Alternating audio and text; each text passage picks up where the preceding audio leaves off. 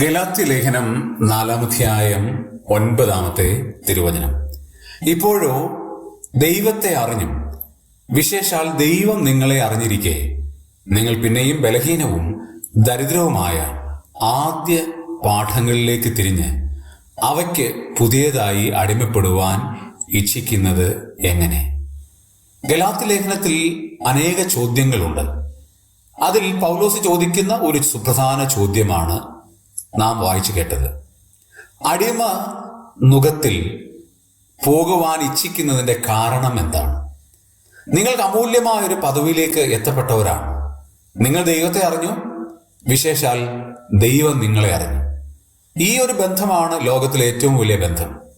ഒരുപക്ഷെ നമുക്ക് ഭാരത സർക്കാരിലെ ഭരണാധികാരികൾ അറിയാൻ കഴിയുമായിരിക്കാം, പക്ഷെ അവർക്ക് നമ്മെ വ്യക്തിപരമായി അറിയില്ല. എന്നാൽ ഇവിടെ അങ്ങനെയല്ല. മഹോന്നതനായ ദൈവത്തിന് നമ്മളെ അറിയാം, നമുക്ക് ദൈവത്തെ അറിയാം.